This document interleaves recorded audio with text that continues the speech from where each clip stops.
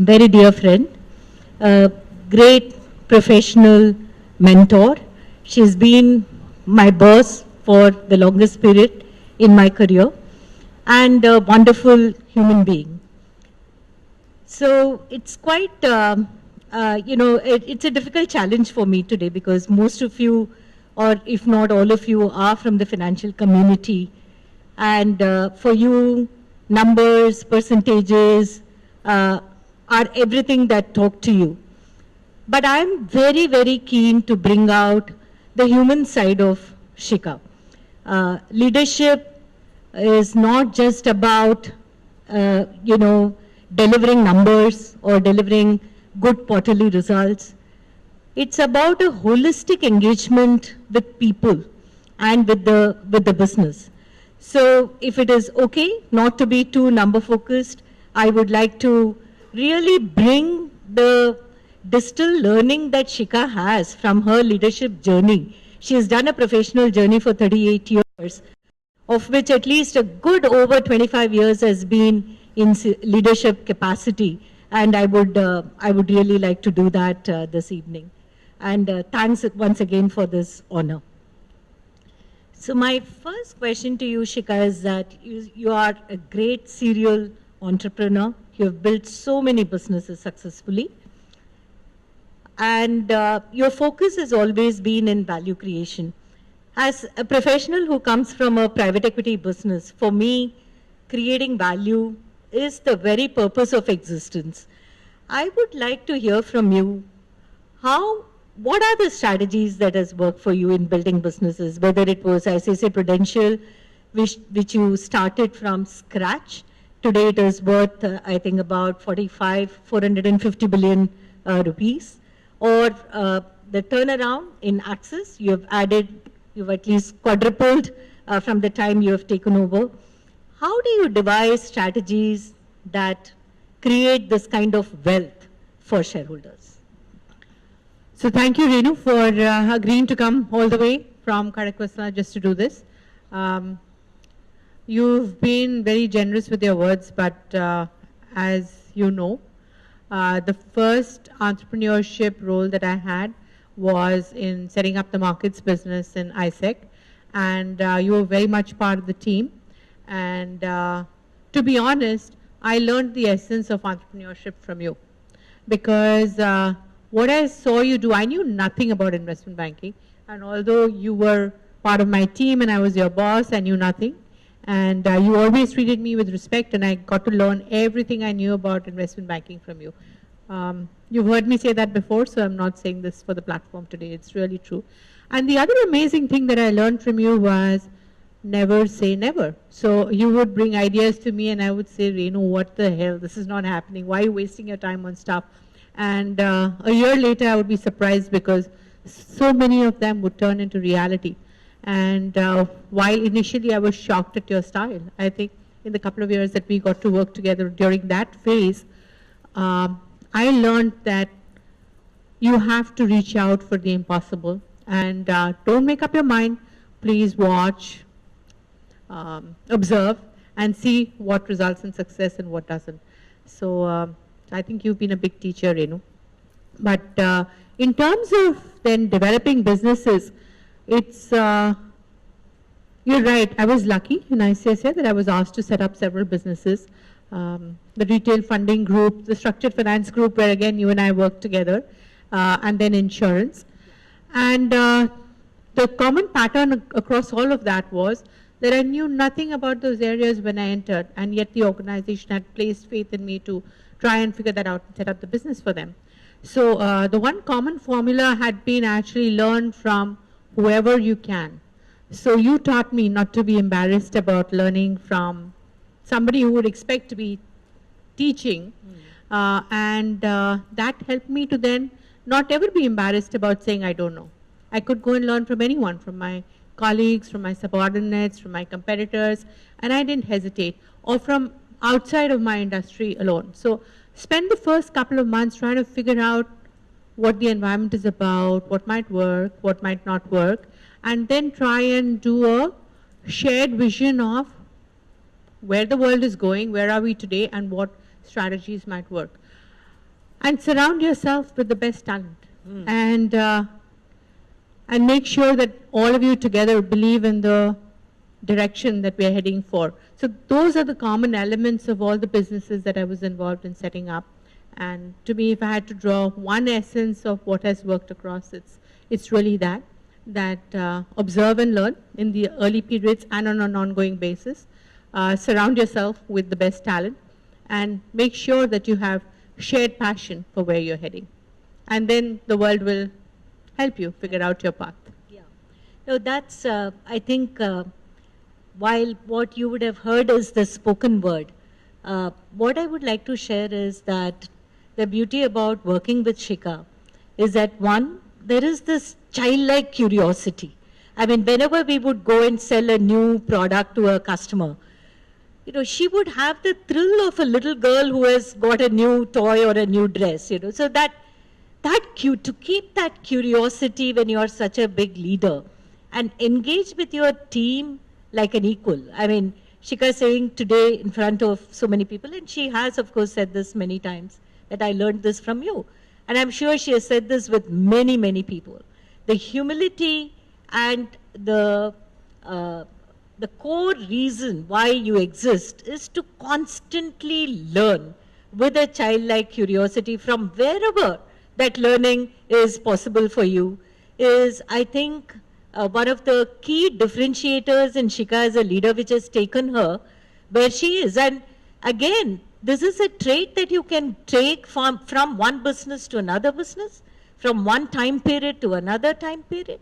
And this is not something that we would say will work in insurance and banking and will not work in fashion or entertainment.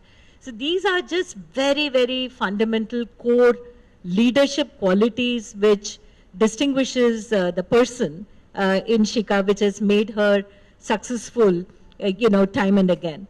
Shikha, I'd like you to probably give a little description of what was it to take on the job of Axis Bank.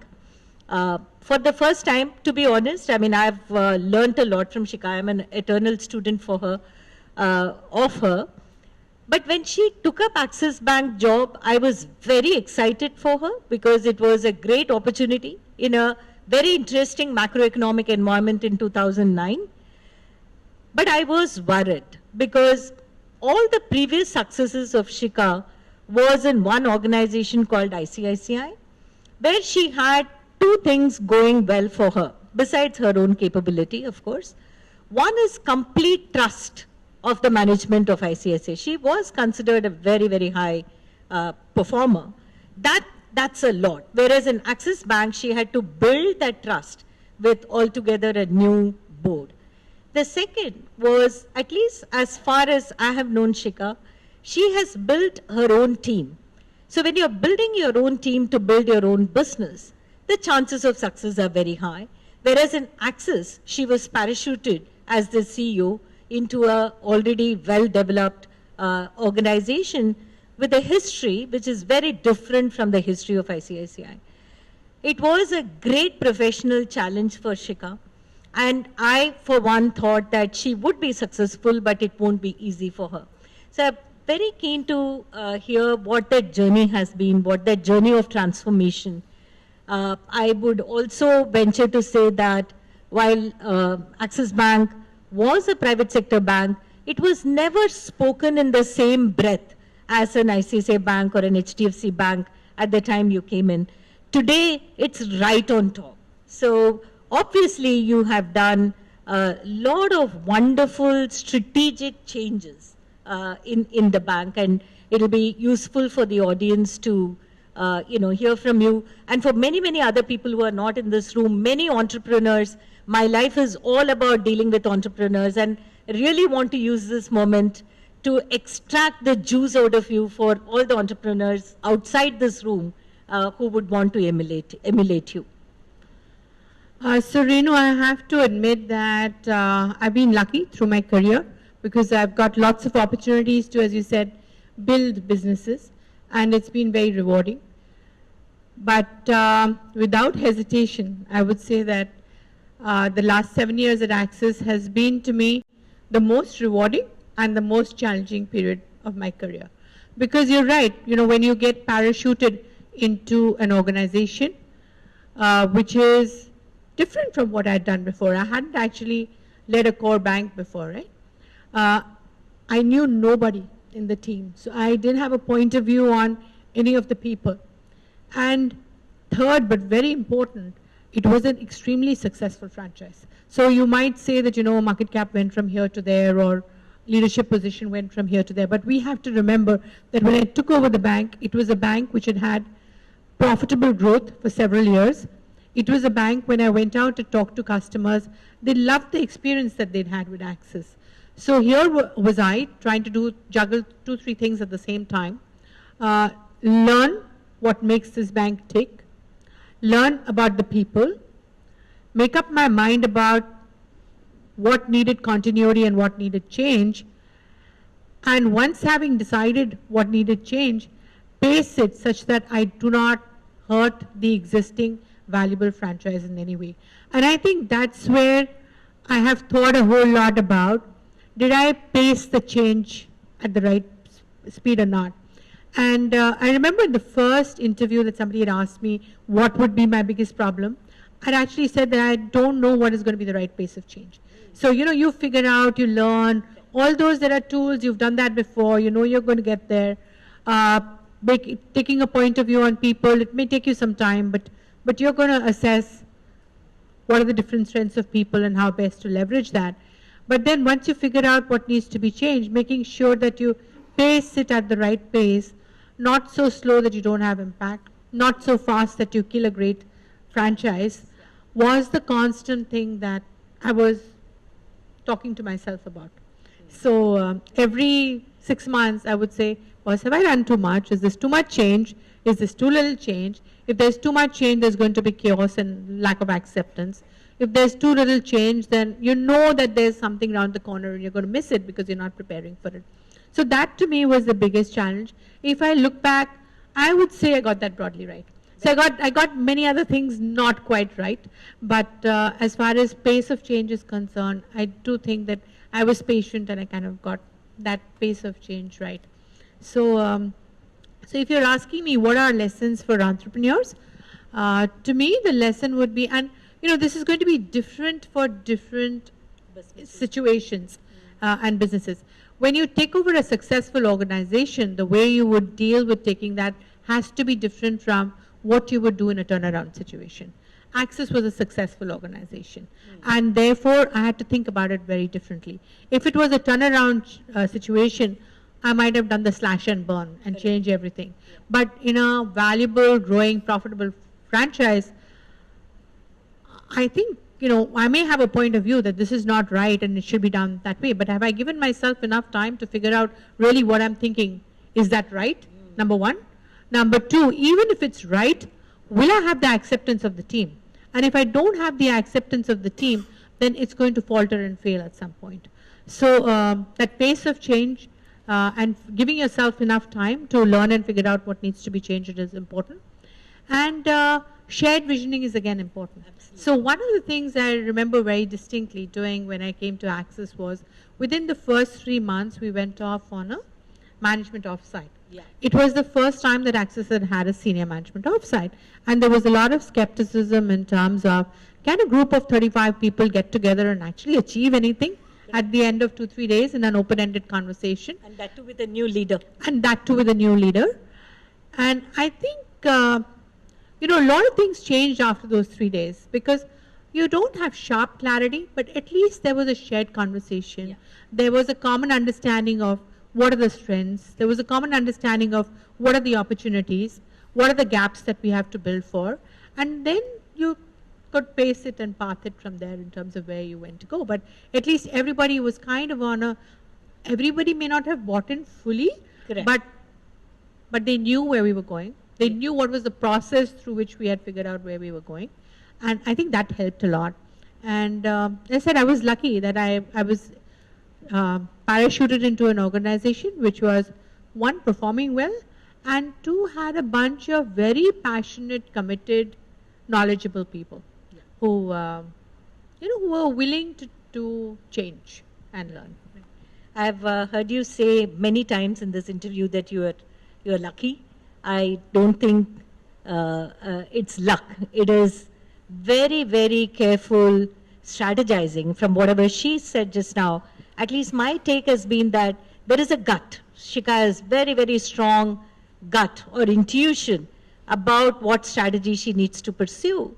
But she's not going to rely completely on that gut and jump into it whole hog. When she says that I wanted to measure myself, I wanted to see the response from the system. Is my gut really right? And then make that pace, make the right pace of change. And the second is the sensitivity to people. She didn't want to come and jerk the organization. So it's not luck, Shikha. It's a lot of very, very good management practices. And the shared visioning is something that I have benefited a lot just watching and hearing from Shikha. I just replicated that in multiples, and that means a lot. Because ultimately, I am a very, very big believer that as a leader, if you can engage your team from their heart and not just from their mind, the results that you can produce are really extraordinary and irreplicable. You know, that's really what has happened in Axis. So one extraordinary thing that I used to observe in Shikha when I was a middle management person, aspiring to get into top management, was her ability to do strategic thinking. Up until I really worked closely with Shikha, I used to think that strategic thinking is a waste of time. It's a substitute for big words, doing nothing, and feeling all important. But working so closely with her, I really kind of imbibed or absorbed the value of strategic thinking. The one example I would like to highlight in the context of Axis is the acquisition of Enam. All of those of you who remember the days when Shikha acquired Enam, I would really say that probably 20% of the people felt that it was a good decision. 80% of smart people felt that it was a wrong decision. But clearly, Shikha was smarter than the 80% who thought that it was not a good decision. This is an extraordinary,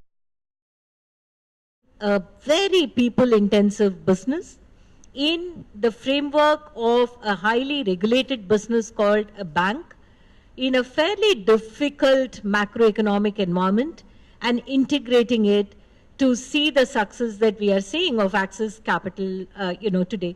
So, Shikha, I would love for you to share how do you go about strategizing for your business? How do you swim against the current? How do you take all the stress and pressure that comes from the rest of the world not being able to see what you are able to see? And these kind of challenges, as all of us know, are not unique to you. It happens to every entrepreneur. It's not that the board is always cooperative and sensitive to the vision of the CEO. You still have to do what you think is right for your company. So if you can share those struggles and the learnings that you have, I think many, many people will benefit from that. Yeah.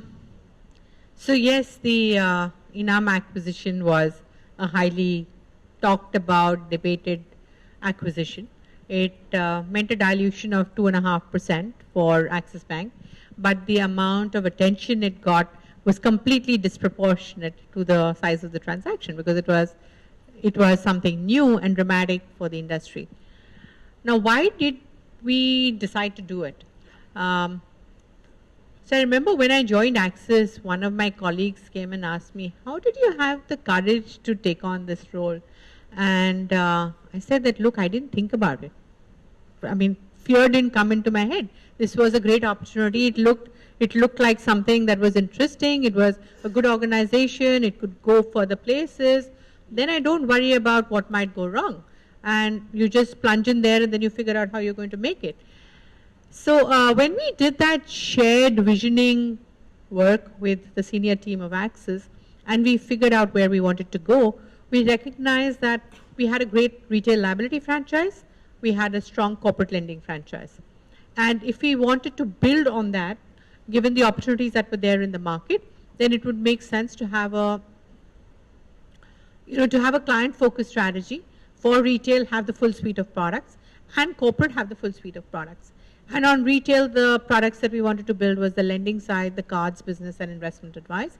And most of those, we believe that it was organically possible to manufacture those products because you had the difficult task done of the distribution and the customer franchise, and you basically had to build the product engines and have the capacity within the organization to build those engines and then distribute it to your existing distribution franchise. The other gap on the corporate banking side was strengthening the transaction banking piece and building out investment banking. And having seen global examples and domestic examples, because I was part of ISEC, right? Yeah. And we had seen how long it took to build an investment banking franchise. It doesn't take you less than 10 years. There is no global example of an investment banking franchise being built. Less than 10 years is, as it is, an ambitious number. It takes even longer than that. So we said that yes, that would be a nice thing to have, and we looked around, is there anything that we can acquire that would be meaningful, and really there didn't seem to be anything that we could acquire. So we said, okay, we'll park it, we'll see. If it's meant to happen, it'll happen, it won't. And interestingly, within a couple of months, somebody walked up to us and said, would you acquire Enam? And I was kind of zapped. Okay, is Enam ever going to sell? Because we didn't think that a well-established franchise would want to sell. But it was a strategic fit into an area we wanted to grow into. It was a great franchise. It had been built over years. It had a reputation built over years. And more importantly, it had a team which had stuck around for a long time, right? So a lot of people ask me the question, that why did you buy Enam? You could have just bought out a team, and it would have been so much cheaper if you had bought out a team. And my thinking there was that buying out individuals and converting it into a team, there aren't that many successful examples. And then getting a bunch of people and getting them to work together and get that chemistry of making it a business is hard work. Yeah. So let's not underestimate the value of that, of a set of people who had been with that franchise, had stayed for a long time, and unlike typical investment bankers, were not flippers. Right. They hadn't flipped from one organization to another. It was a very stable team which had worked together. Absolutely. And I think that's what we have seen evidence of. Absolutely. That because it was that stable team, stable franchise, it's done well, and we are very happy with the way that's panned out. It's been great. From a market's perspective, yes, when we bought it in 2010, valuations were at a high, and somebody could say justifiably that did you pay the right price? Because at that time, when you see 2-3 years of downturn in the capital markets, it looks like, oh my God, you bought it when the valuation was really high.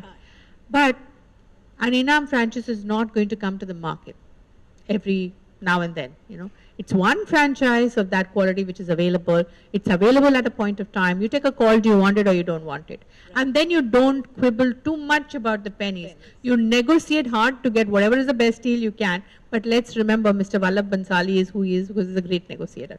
So in hindsight, maybe I could have negotiated harder, but he's a great negotiator. So we tried to get the best deal that we could at that point of time. And when markets have turned, the value has gotten created. So absolutely no regrets about what happened. In fact, we are very delighted that the team has integrated well. And culturally, this question again, I remember even talking to you and a lot of well-wishers who said that, how will you think about the cultural fit? And to me, the cultural fit was that this was a bunch of people who were passionate about what they were doing and had worked together. So I thought culturally it would be a great fit with the organization. And people-wise, the issues would be minimal because there was very little talent overlap and very little business overlap. So the problems of integration would be minimized if you could retain the team and integrate the business well in. Was it difficult to convince a lot of people? Of course. It was difficult to convince my board. It was definitely very difficult to convince the markets. Beyond a point, you stop focusing on convincing the markets. I think convincing your board is very important because they are a very important constituency for me to have the right to do what I'm doing. And if they don't buy into it, then I have a problem. So I definitely spent all the time that was necessary to try and convince the board about what went through in our head and why we thought it was a good transaction. But as far as the marketplace is concerned, beyond a point, it doesn't matter. If you think this is the right thing to do and you're convinced, then you have to stay the course and create value out of whatever path you have tread on. And I think that's really what we did. Having said that, you still have to be sensitive and listen to what everybody is saying. Because if you're very stubborn about your point of view and you say that, look, I know it and nobody else is going to add any value, then you're going to get into another kind of trouble, right? Exactly. But that fine balance between listening, absorbing, and through that learning and figuring out what's right. But once you're genuinely, honestly convinced that what you're doing is right, then stay the course and go with it. And don't worry about what somebody or the other says, because if you went with what one person or the other says, you're going to be like a leaf in the wind. You won't have any direction to where you land. Absolutely, and especially given the business that you are in, the kind of stress that the system is going through, actually I wonder how you sleep. On the one hand, you have to take tough decisions like ENAM, where people criticize for paying a high valuation or even the very purpose of doing the transaction. On the other, you have to deal with the risks that come with the macros of high NPAs and the stress that comes along with it. You have to face these challenges. You can't push them under the carpet. You have to say that, yes, indeed, I carry this stress in my, in my balance sheet. So how do you really, first of all, how do you sleep? How do you handle the stress? And how do you really take your company forward from each of these, I would say, doubts that the system may throw at you? Again, I would really like to use all of your experience for everybody in other businesses as well. These kind of stresses most businesses go through. And many people think that, let's look at shortcuts, let's look at postponing, accepting a problem, or let's not even take on tough challenges. If my board doesn't want me to do something, why should I even bother? But all of these are wrong ways of building a business because you're systematically decaying. There is only one way to build the business, which is to have a good vision, back it up with a good strategy, have trust in the team, get the confidence of the ecosystem, and move on and take all the stress as though your nerves are made of steel. So if you can share how you de-stress, from where do you get this courage, that would be really helpful. That's such a lot of questions, Renu. I don't know where to start. In terms of how do I de-stress, let me start with that because that's the simplest one. First of all, I've never had a problem sleeping. So I sleep my 8 hours a day and without any difficulties. I think for a woman and maybe for a guy as well, what helps is that you go back from work and you go home and you have children to play with, you have a spouse to talk to, you have family to worry about. So automatically you end up switching off, right? Because there's something else that you have to focus on. And yes, it takes a bit of training to do that, but by the time I enter the house, I try not to think about the office. And by the time I leave home, yes, that's when I start thinking about office. So the ability to switch on and off is critical. And it's critical to stress management. It's also critical to renewal. And that travel from home to office lets me prepare for the day at office. But when I'm at home, I'm switched off and thinking about other stuff and recharging to think about the next day is basically the fundamental mechanism that I would say I use to deal with stress.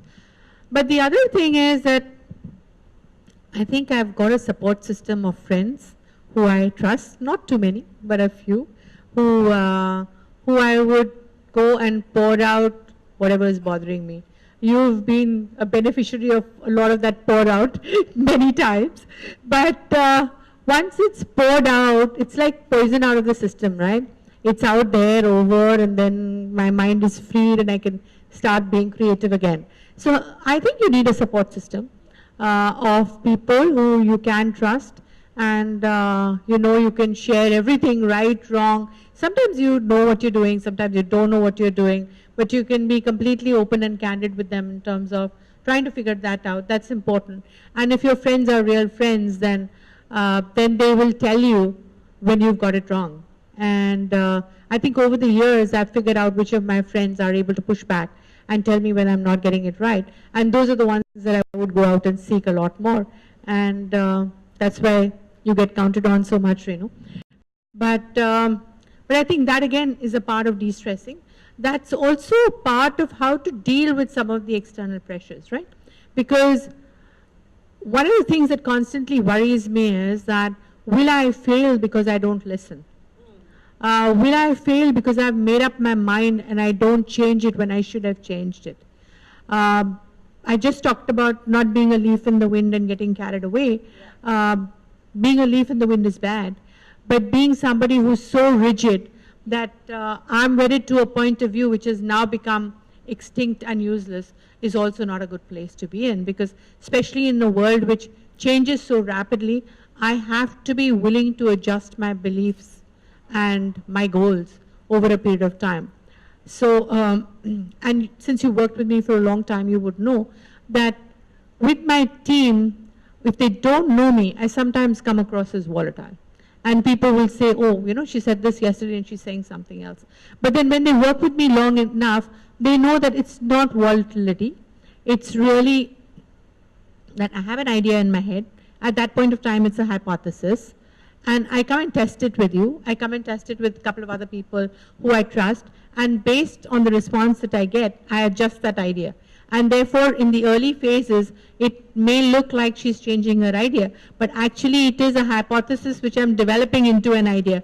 Once the hypothesis developed into an idea, then I can have the confidence to execute. So in that early period, I think it's important that I have a hypothesis, but it's important that I get enough input to check whether that hypothesis can be converted into an idea or not. And then stay the course for, unless, you know, you just get a massive pushback and you figure out the world has changed. So developing the sensing skills, the listening skills, and synthesizing and thinking deeply about the issue. And once you have you're confident moving and executing, that's broadly the way I've lived my life so far. So working with Shikha, I'm sure all Access colleagues will agree, is like working in a lab. So you're constantly evolving, you're constantly developing, you're constantly churning the hypothesis and saying. So it's never that I know I am the leader, I'm telling you, you do it. I am also, as a leader, thinking whether what I'm thinking is right or I need to modify. So that's where I think despite so many younger companies, non-bank finance companies who don't have the same regulations as a bank, as stringent, fintech companies. There are so many companies, younger companies, which are going to challenge the older establishments like bank, and I would think that investors would still place the confidence in Access, because Access is a research lab, you know, which is constantly evolving and thinking about what are the new paradigm shifts that I can do in my traditional business to cope with competition. Switching topics a little bit, Shikha, what would be your advice to younger colleagues who tend to be more restless, who I somehow feel that in our times, staying in the same institution for 20 years and 30 years was a done thing. And, you know, younger professionals seek instant gratification. There's much greater confidence. Opportunity space is also much higher.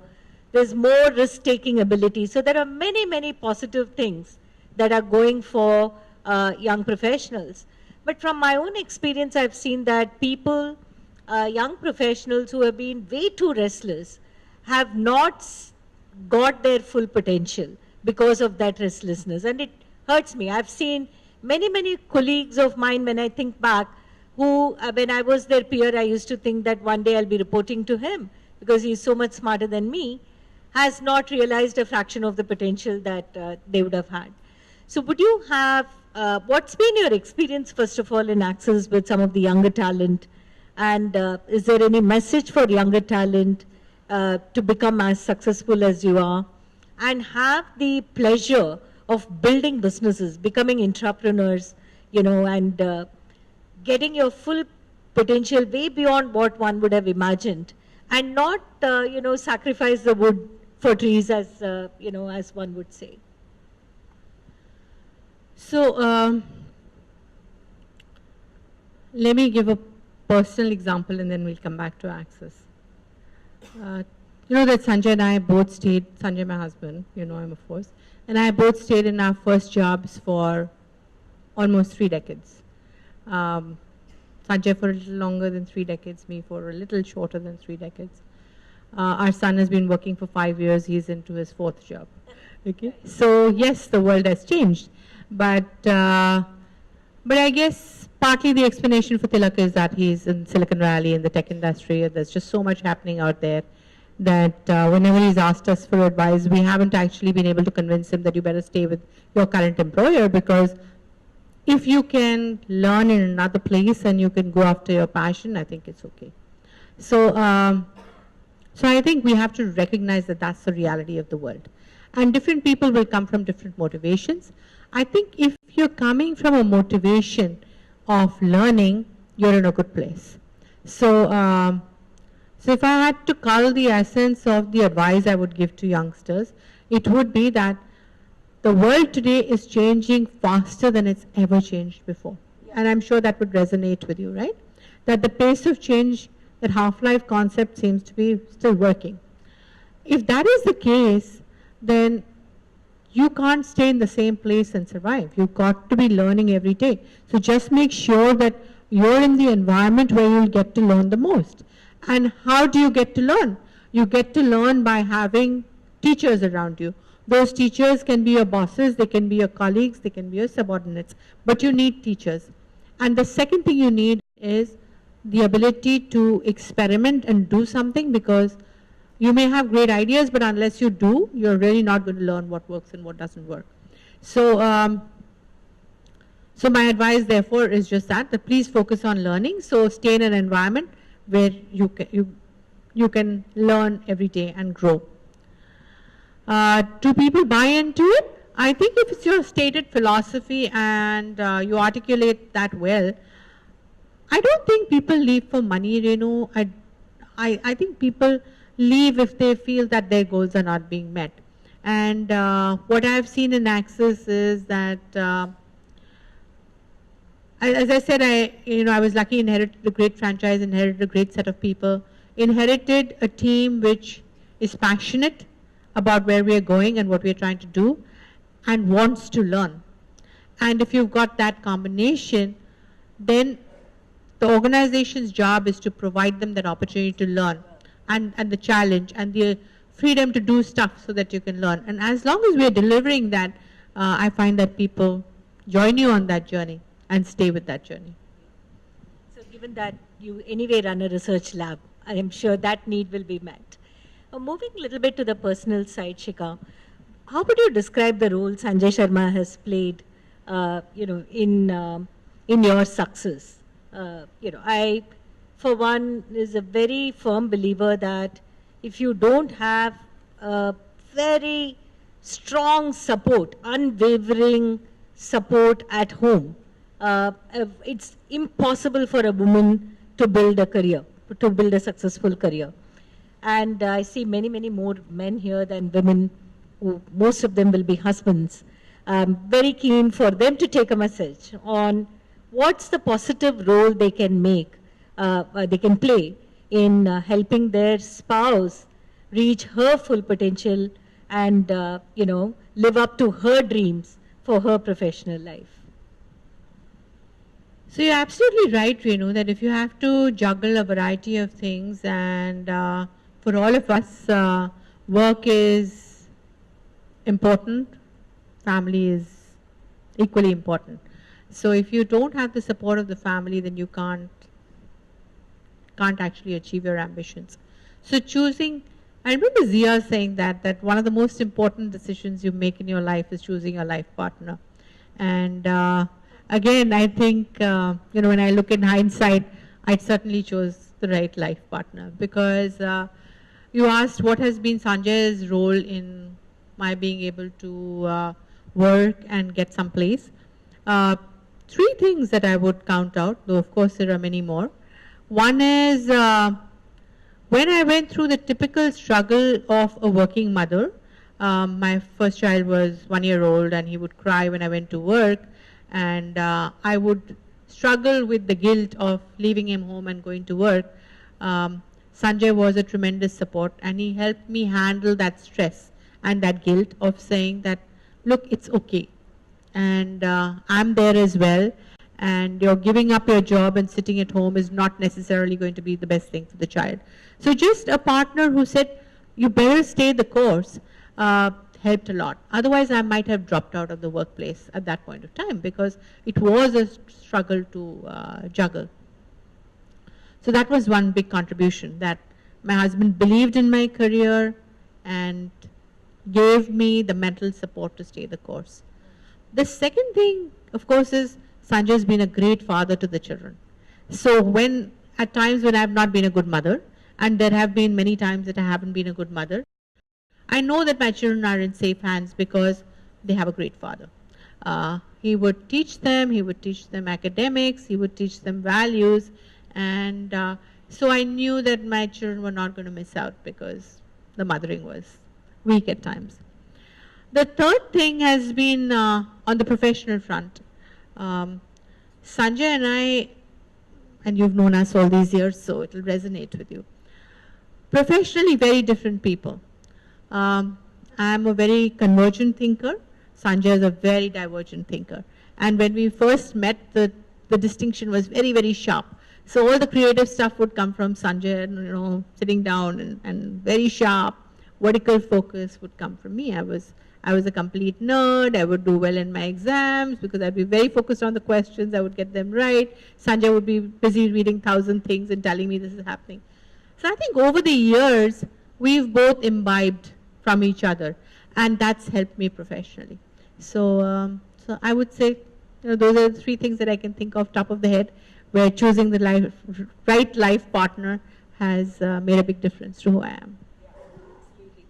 And I really think that, women go through much more guilt. I think it's just years and years of conditioning that when we leave a sick child at home and go to work, we think we are doing a wrong thing. Whereas for a man, it's just understood that the wife will take care of the child, right? So it's very important that if we have to build a world of, you remember, when I was with ISEC and I went to JP Morgan for a couple of years, and I struggled with, Twisha was less than just about 2 years old. Yeah.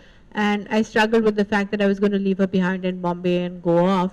And Sanjay said, don't worry. Yeah. She'll just be fine. And I think. And all those, Shikha was gone for 2 years, right? To Singapore, leaving her two very, very young kids with the husband back home. And this is definitely. So, I would really urge that spouses who want to make a career to say that, okay, you can go and do what you want, I will not come your way, is not enough at all. You have to answer for yourself, what did I do out of the way? How often have I said that I will take a day off and take care of the children, or attend the PTA meeting, or help them prepare for their fancy dress competition, but you don't, kind of compromise. And that's the only way we are going to build a society which can be considered an equal opportunity. And I really think that it is important for us to not just celebrate Shikha's success, but also to share the story of the strong support that she has got from her spouse to get her to where she has gotten. And I really think that there are many, many women out there who are longing for that kind of a support. It wasn't just support, Renu, as you pointed out. It was proactively pushing me and encouraging me at times that I would have fallen off. Absolutely, yeah. So that's very important. Shikha, the other, very interesting thing about Shikha is her, holistic existence. One thing that I am personally very averse to is, just because you go to work, that you neglect your family, or you operate from a pedestal, not coming down to the level of earth, engaging with whether it is your maidservant or your driver or your younger colleague or other people who don't have what you have. Engage with art, engage with music, making you a very holistic person.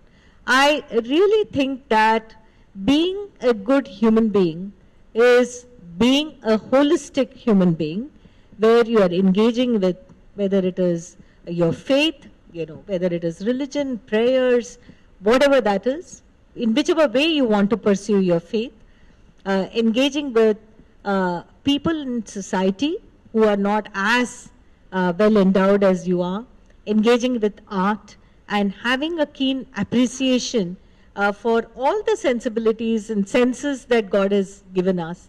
How did you cultivate that, Shikha? Were you born that way? Did you develop these sensitivities as you went along? And today, what motivates you? What are the initiatives in Axis Bank that you would want to recount, where you are encouraging inclusion, where you are saying that if I do this activity, some poor weaver sitting in Banaras is going to make a livelihood and keep an art which is unique to India alive, and that's a big contribution that I'm making to society. And what would you tell leaders, people or in powers who can influence in a big way like yourselves should do to create a society in India which nurtures, supports, gives recognition to people pursuing various walks of life and not just people who are dealing with money? I think that the financial services business is, it just breeds within itself. And I really sometimes feel that, whether the amount of money that the financial services people enjoy, is it justified? Is that being, distributed into the system? Is it a holistic existence? Is it a sustainable existence? So I'm very keen that you share what, as an institution, you're able to do in Axis, and at an individual level, how do you think about these issues? So, Renu, on the first question, I don't think I do justice to the various parts of a person's life, right? So, I think you engage a lot more with the faith, with your family, with performing arts than I do. I'm much more limited in my areas of interest, and I think Sanjay's had a big role in my being interested in any areas of interest at all. Otherwise, as I said, I was a pretty narrow focus type of person.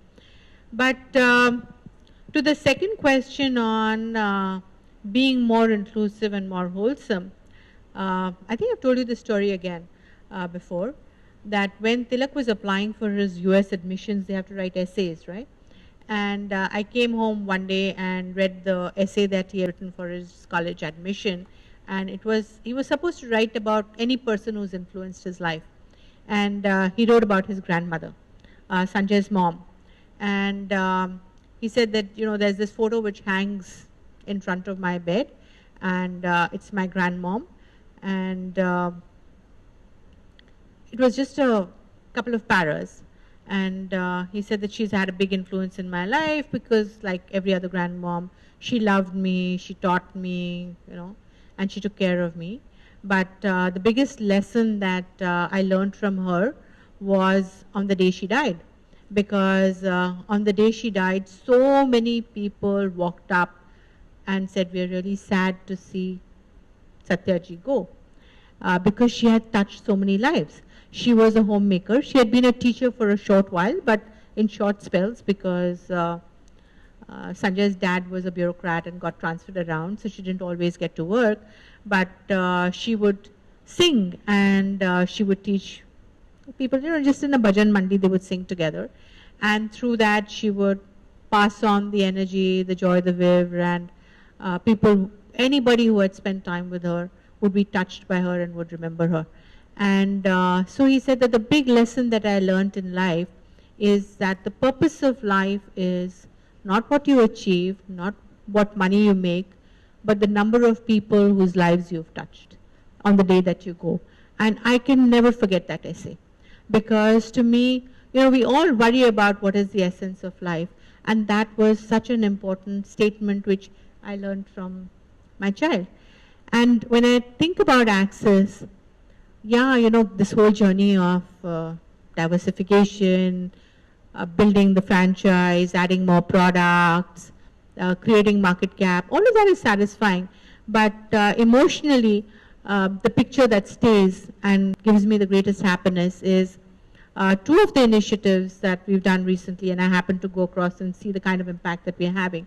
Dr. Naik had set up Access Foundation in 2006, and Access was one of the first companies which started contributing 1% of profit to the foundation much before CSR was made mandatory or even became fashionable.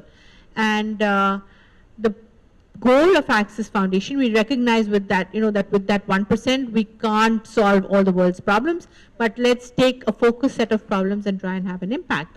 And the goal that the trustee of Access Foundation, Babu Joseph, took was that we want to help catalyze 1 million livelihoods and get people well above the poverty line. So actually work with the poor and get them to be financially independent, because that's the biggest source of dignity and respect for people. And we've got initiatives across urban India, rural India, where we have by now touched 750,000 lives. And when I go and see the impact that's had on people, and about 65% of these lives are women. So it has an impact on their dignity, and through that actually ends up having an impact on the family as well. So that is really, really rewarding. And the second thing that we started about 2 years ago is doing direct microfinance, and doing it with groups of women, small groups of women. And I went recently to a village in Madhya Pradesh where we saw the impact of what this has done. And it's just incredible that we're starting out with a loan of 18,000 rupees. We came across women who were today earning 35,000 rupees a month. And they had become a role model for other women around.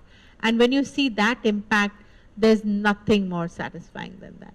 So, I think as Access employees go out and see that, you do this for customers, you make customers happy. And that's something certainly that gives you happiness. So another story that gives me enormous happiness is, when the Chennai floods happened, nobody told anybody to do anything, but Access staff was out there through the evening, through the night, helping deliver cash through mobile vans to people who needed cash. And that's the essence of the culture you want to build, that you want to go out and help people in need, you want to make a difference to people, and then maybe that purpose of life will be met. On how many lives do you touch who are going to remember what you did for them at some point. Living a very holistic existence, and not just for, EPS. So then making that profit becomes more meaningful. Part of that profit goes and makes a difference to a life you can see. Absolutely. And actually, when even this trickling down of money that happens to, whether it's microfinance or small artists, I have quite a few this Patachitras at home. I probably paid 700 to 800 rupees for fairly big paintings. And equally, I have a Parish Maiti. But the amount of appreciation that Patachitra gets at home, and I feel those poor artists, they don't even make the money that they truly deserve. They have no access to any market that they truly deserve. And what wonders can institutions and people like us do to their lives, which will have generational impact, especially when a woman in a family makes money. that money is very well channelized into the education and well-being of the next generation, and the ripple effect is, phenomenal. Lastly, Shikha, would you think that nurturing an organization is like nurturing a child? You are both a parent and a leader. Both you have done for a long time. Both you have done very successfully. So would you think there are parallels? And would you think that leaders should look at their companies as though they are custodians of those companies in putting those value system, that when you leave that chair, it is like, now that your children are grown up and they are, young adults leading their own life, you are supremely confident that they will be worthy citizens, worthy individuals. Is that how a leader is supposed to look at nurturing an organization? Or you feel that running a corporate, doing a corporate job, creating shareholder value is a much more ruthless business. It's a much more here and now business, and there is no space for emotion and values and so on and so forth. That's a really tough question, Renu. I think that emotions have a place in an organization, but you've got to be logical as well. So you can feel from your heart, but you have to think from your head. And that's important, because otherwise you might end up doing things which are not value creating and which are not going to create a sustainable organization. So whether it's my child or whether it's the workplace, emotions come into play, yes, but ultimately I think I have to bring rationality to it. So in both parts of my life, I think emotions will come in short bursts, but ultimately I think I have to help, whether it's my children, think rationally, or the organization to move ahead rationally to do what's right for the future. And I think the goal that you're trying to achieve is not maximizing shareholder value today, but creating an organization that survives and thrives after you're gone. That is your true legacy. And you started by saying that, ICICI Pru has got some valuation. And I was telling somebody that, to me, that's something I'm really proud of. That 7 years after I'm gone, that franchise has continued to do well and has continued to carve out a place in the marketplace and has got a bunch of really good talent, which is respected in that industry. So I think that is important. That do I build an organization which survives and thrives after I'm gone? That's important. And it's a learning organization, because as I said, it's a fast changing world and you want the organization to be able to learn and adapt to be able to thrive in the future. So that takes me to my last question actually. What's the correct understanding, per you, on succession planning in an organization? Is it about naming and grooming a successor, or is it about building an organization which will accept a new leader whenever the new leader has to come in a way that it will facilitate coming in of a new leader and reshaping itself per the vision of the new leader in a seamless fashion? What, according to you, is succession planning? So I think, Renu, no organization, and certainly a large organization, is not going to be what it is because of a single individual. It's a set of people who are going to work together who can create magic. No individual can.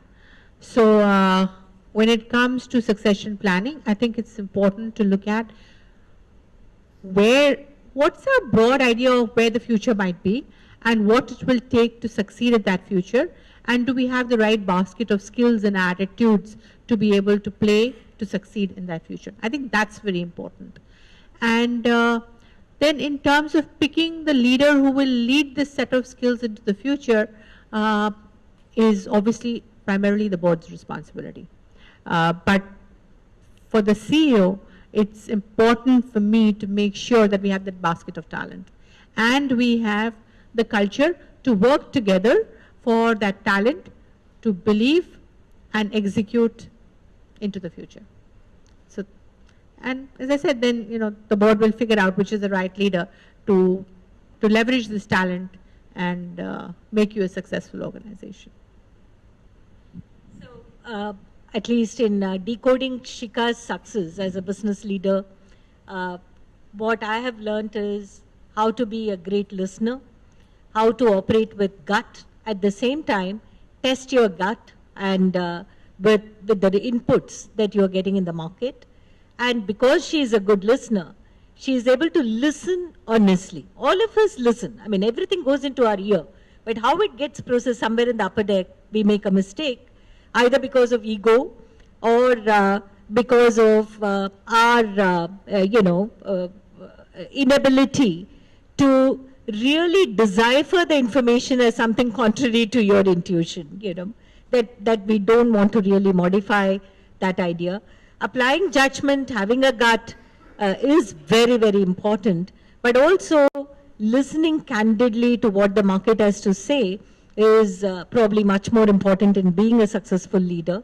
And how do you rally your team from both their heart and their mind to a common vision to create that organization which is a shared dream, and facing all resistances and challenges that sometimes markets may throw at you, competition may throw at you, and sometimes even insiders, that is the board, may throw at you, to still build that dream organization is Shikha's recipe for success. I don't believe at all that she is lucky. I think that she's very strategic and she engages with people from her heart. And I would like to see more and more success come her way. And in the next journey for Shikha, I always tell her that I would like to also see her beyond being a great business leader, building a lot of value, to also becoming a great, leader who has created a lot of social entrepreneurship and, a huge balance sheet in changing the lives of many, many people, many deserving people, with her power and her ability to influence. I wish Axis and Shikha great success.